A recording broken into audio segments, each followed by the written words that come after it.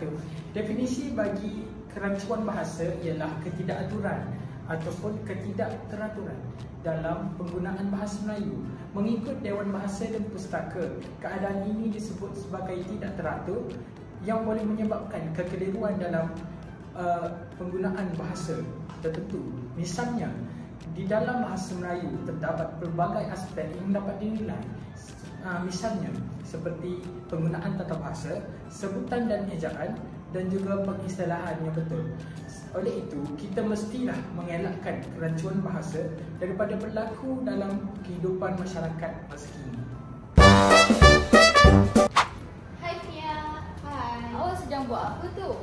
Saya sedang menonton cerita animasi Upin dan Ipin. Oh, dah tengok sekali boleh? Boleh, jom kita tengok. Yum, yum. Itu hari, ada satu kali angka dapat satu durian banyak besar. Ini lori punya besar. Saya lihat dalam video animasi ini terdapat kesalahan tata bahasa dan juga sintaksis. Ayat ini dipengaruhi oleh struktur bahasa pasar dan campuran antara bahasa Melayu dan bahasa Inggeris. Mari kita betulkan. Kesalahan pertama iaitu itu hari sepatutnya ditukar kepada pada hari itu bagi menunjukkan waktu. Ada satu kali tidak dramatis, perlu ditukar kepada pernah. Uncle pula ialah kata pinjaman bahasa Inggeris. Jadi perlu ditukar kepada bahasa Melayu. Ya, betul. Pakcik. Ini lori punya besar juga tidak dramatis. Sepatutnya ditukarkan kepada sebesar lori. Jadi, kesimpulannya ayat yang betul ialah pada hari itu, Pakcik pernah mendapat sebiji durian yang sangat besar, sebesar lori. Pada hari itu menunjukkan keterangan masa. Subjeknya ialah Pakcik dan juga predikatnya ialah pernah mendapat sebiji durian yang sangat besar, sebesar lori. Sekarang barulah saya faham. Ya, animasi Upin Ipin merupakan animasi yang popular di seluruh Malaysia, termasuk kanak-kanak Melayu, Cina dan juga India. Penggunaan bahasa Melayu yang salah dalam animasi boleh menimbulkan tanggapan bahawa penggunaan bahasa pasar adalah sesuatu yang normal, terutamanya bagi kanak-kanak berbangsa Cina dan juga India. Mereka berasa bahawa tidak mengapa jika tidak menguasai bahasa Melayu dengan baik kerana mereka bukan berbangsa Melayu. Keadaan ini boleh melemahkan usaha untuk memupuk penggunaan bahasa Melayu. Oleh itu, penghasil karya animasi perlu lebih berhati-hati dalam mengekalkan nilai tata bahasa yang baik. Jauh, jauh! Ini budak-budak banyak sibuk. Fia, kamu boleh bantu saya tak? Boleh? Apa tu? Cuba terangkan kesalahan yang terdapat dalam ayat ini. Kalian sedang buat apa tu? Kami sedang membicarakan tentang kesalahan yang terdapat dalam binaan frasa ini. Ayat ini. Berdasarkan video yang kami tonton tadi. Kesalahan yang boleh kita dapati. Ini budak-budak banyak sibuk. Saya rasa perkataan ini patut duduk di bahagian belakang kan? Ya, betul. Sebab mengikut subjek budak-budak, penggunaan kata ini mestilah berada selepas daripada perkataan budak-budak. Jadi, ayat yang betul ialah budak-budak ini. Okey, mengikut predikat pula, predikat dalam ayat ini mengalami kesalahan dari segi penggunaan bahasa banyak. Kerana banyak ini merujuk kepada jumlah ataupun bilangan yang boleh dikira. Sibuk tak boleh kira? Sebut tidak boleh dikira. Jadi, ayat ini terang-terang salah. Dan jika kita nak betulkan dari segi struktur binaan subjek dan predikat, ayat yang terbina mestilah ayat yang betul. Bermula dengan subjek dan diakhiri dengan predikat. Ya. Dan bagaimana binaan ini berakhir? Pendapat saya, budak-budak ini amat menyibuk. Betul? Ya. Kita dah dapat Jawapan dia.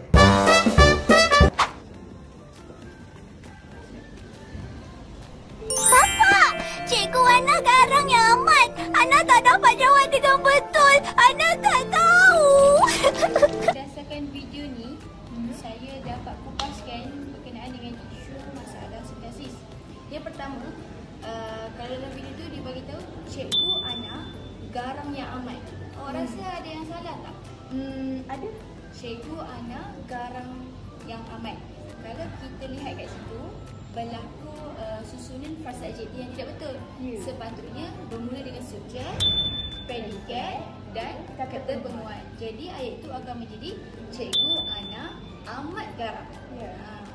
Yang kedua, berdasarkan video kita tengok tadi, Ana tu dia juga bagi tahu yang Ana tidak dapat jawab dengan betul. Ana tidak dapat jawab dengan betul. Sepatutnya Ana tidak dapat menjawab dengan betul. Sebab apa? Kata kerja transitif itu tidak lengkap. Yang ketiga, dia bagi tahu Ana tidak tahu. Ana tak tahu. Tapi boleh je kita guna dalam komunikasi seharian. Kalau dalam bentuk formal, kita boleh jadikan dia Ana tidak tahu. Jelas tak? Jelas.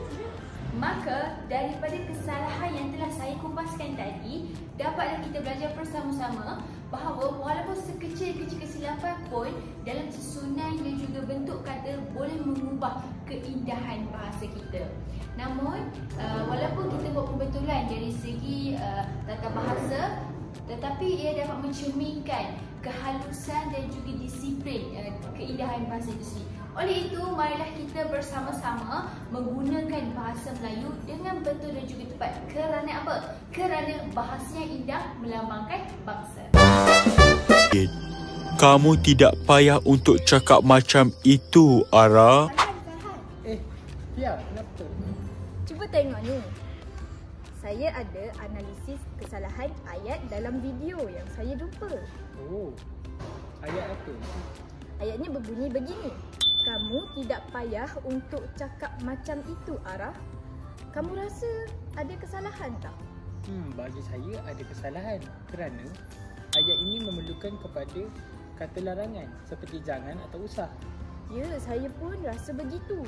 Ini kerana jangan ialah kata larangan yang lebih sesuai untuk menegah perbuatan tersebut. Ya. Dan yang kedua saya lihat dalam video ini ialah penukaran kata kerja tidak formal kepada formal. Seperti kata dasar cakap diganti dengan berkata. Okay. Kerana berkata ialah bentuk kata kerja baku yang sesuai untuk konteks yang lebih rasmi. Okay. Jadi kita perlu tukar daripada perkataan cakap kepada berkata. Yeah. Yang ketiga ialah pengguguran kata sendi. Dalam ayat ini untuk digunakan selepas kata payah, sedangkan struktur ayat ini tidak dibenarkan dalam bahasa Melayu baku. Dalam ayat yang betul, kita perlu gugurkan kata untuk kerana ini tidak berfungsi. Kemudian yang keempat, penyesuaian kata penegas dan struktur ayat. Kedudukan kamu selepas jangan membentuk ayat larangan yang lengkap dan sopan. Susunan ini menepati pola ayat, iaitu kata larangan, tambah subjek dan juga predikat. Jadi, awak rasa apa ayat yang betul? Kalau mengikut ulasan yang telah kamu beritahu sebentar tadi, saya rasa ayat yang betul ialah jangan kamu berkata begitu, Ara.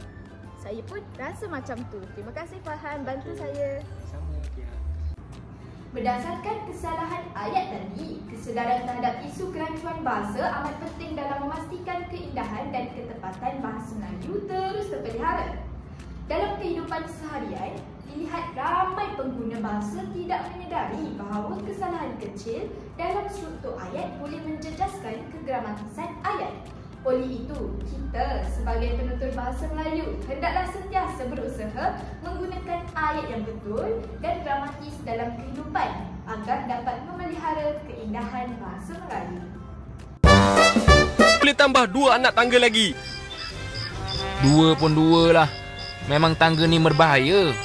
Budak-budak tu semua dah pernah jatuh kat situ. Farah, ya. Nak buat apa tu? Ada siapa tu? Okey, sekarang ni saya cuba untuk bahaskan berkenaan dengan kesalahan dalam video yang saya tengok tadi. Okey, berikut adalah ayat. Okey, itu 2 pun 2 lah. Memang tangga ini berbahaya. Budak-budak itu semua dah pernah jatuh di situ. Okey, kita pergi yang pertama. 2 pun 2 lah.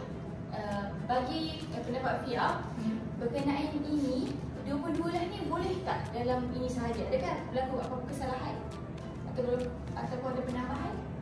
Saya rasa ada kesalahan. Ada kesalahan. Okey. Ini merupakan satu ayat elipsis, iaitu ayat yang menggugurkan subjek. Tapi kita dah faham dah konteks dia. Contohnya macam ni. Kalau begitu, dua pun dua lah. Dia lagi, sebab dia dah faham dari situasi yang sebenar, jadi dia tambah macam tu. Kalau begitu, dua pun dua lah. Seterusnya, memang tanda ini berbahaya. Farhan, apa yang salah kat sini? Bagi pendapat saya rasa kesalahan yang terdapat dalam perkataan ini ialah Berbahaya. Betul? Sebabnya berikut merupakan ayat tunggal lengkap kerana mempunyai kata penegas, subjek, namun predikat. Tetapi berlakunya kesalahan kata perkataan di sini, penggunaan perkataan. Sepatutnya berbahaya. Okey, seterusnya yang ketiga, budak-budak itu semua dah pernah jatuh di situ. Ini merupakan satu ayat tunggal yang aktif. Sebab apa dia merupakan ayat tunggal aktif? Sebab punya satu klausa yang lengkap. Okey, kat sini kalau ikut budak-budak itu merupakan subjek, dah pernah jatuh di situ predikat. Okey, jadi kat sini berlaku sini. Dah sepatutnya sudah. Jadi ayat akhirnya adalah kalau begitu dua pun dua lah. Memang tanda ini berbahaya. Budak-budak itu semua sudah pernah jatuh di situ. Jelas? Jelas. Aku nak yang ni. Kamu pun nak, bah? Engkau dah tinggi. Tak payah kasut tinggi lah. Lagipun, mana ada cukup duit ni? Tengok. Farah, Fia, tadi saya ada tengok cerita tau. Apa? Cerita anak Sidik. Dan saya dapati ada kesalahan dalam penggunaan bahasa dalam cerita tersebut. Jadi, saya nak tanya pendapat kamu semua. Adakah ayat yang ada adalah ayat yang salah? Berdasarkan yang saya lihat, ada kesalahan. Ya, saya pun dapati perkara yang sama. Dan jika kita nak analisis ayat ni mengikut percakapan yang digunakan, kita mestilah memecahkan ayat tersebut mengikut jeda-jeda. Jadi kita kena ada penggunaan koma dan nota. Jadi ayat yang saya kena pasti tadi ialah berbunyi engkau dah tinggi, tak payah rasa tinggi lah. Lagipun mana ada cukup duit ni. Tengok sampai dia tunjuk dompet dia. Jadi saya dapati engkau dah tinggi ni macam percakapan mengikut laras bahasa pasar. Betul? Ya. Sebab kalau kita nak bunyikan dia sebagai ayat yang formal, kita mesti dah gunakan ayat kamu sudah tinggi. Dan seterusnya ayat dia tak payah rasa tinggi lah. Jadi untuk bagi ayat ni lebih gramatis, kita nak ubah macam mana? Saya rasa tidak perlu pakai kasut tinggi lagi. Lagipun perkataan lagi tu menekankan ia bagi tahu yang tidak perlu pakai kasut tinggi. Jadi ayat yang pertama kita dapat analisis ialah kamu sudah tinggi, tidak perlu pakai kasut tinggi lagi. Seterusnya ayat yang kedua, dia ada beritahu bahawa lagipun mana ada cukup duit ni. Tengok. Bagi saya kita kena pecahkan ayat ini kepada ayat yang lebih mudah untuk dipahami. Sebagai contoh, kita tambahkan lagipun sebagai penanda wacana, dan seterusnya kita gunakan duit tidak mencukupi sebab kita nak ringkaskan, dan seterusnya kita tambah ataupun kita gantikan perkataan tengok kepada lihatlah nampak ini. Jadi ayat yang betul semuanya bagaimana ni? Bagi pendapat saya, ayat yang betul ialah kamu sudah tinggi, tidak perlu pakai kasut tinggi lagi. Lagipun duit tidak mencukupi. Lihatlah dompet ini. Lagipun berdasarkan yang saya cakap tu sangat jelas dan mudah untuk kita fahami. Betul. Kawan-kawan, cuba tengok video ni. Ada betul. Uncle mana dah tipu? Berdasarkan babak pada video tadi, dapat disimpulkan kesalahan ayat. Dekat sini sudah ditulis ayat yang benar dan juga ayat yang salah. Pada ayat yang salah ini, Farah, kamu rasa ini jenis ayat apa? Ayat penyata. Betul. Ayat penyata berfungsi untuk menyatakan sesuatu perkara dan ingin membenarkan sesuatu perkara itu. Seterusnya,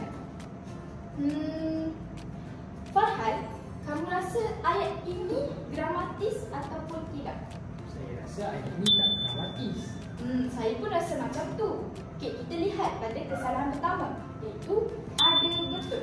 Sepatutnya ditukarkan kepada memang betul. Okey, apa yang berbeza di sini?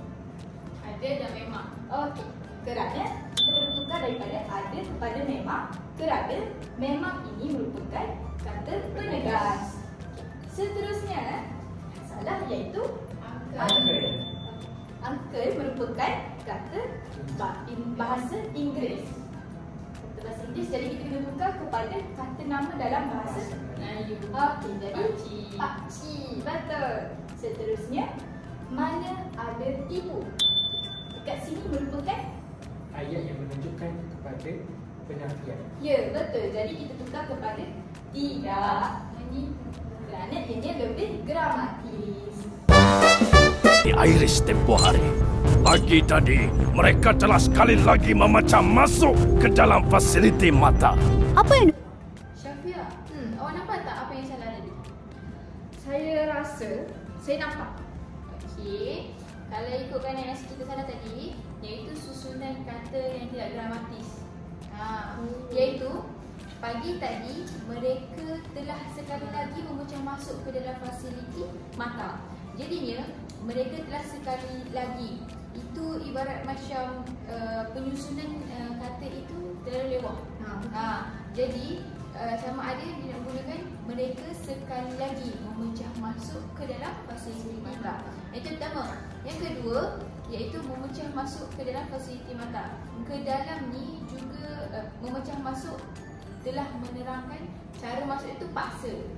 Jadi nak tambah dengan ke dalam ni lagi orang kata melewah lah, atau melebihan. Jadi dengan ayat yang telah kita betulkan, akhirnya pagi tadi mereka sekali lagi memecah masuk ke fasiliti mata. Berikut merupakan ayat penyata aktif.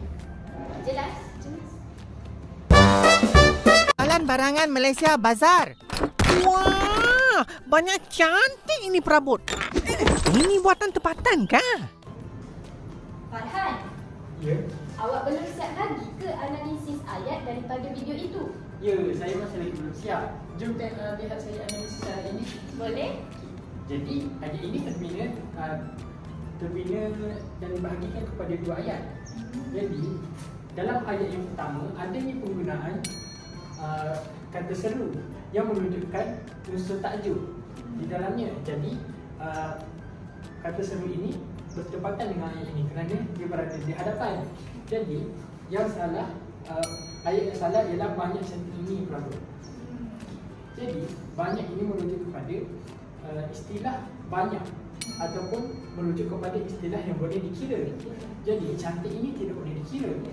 Maka sudah itulah perkataan banyak ini salah dalam penggunaan ayat ini.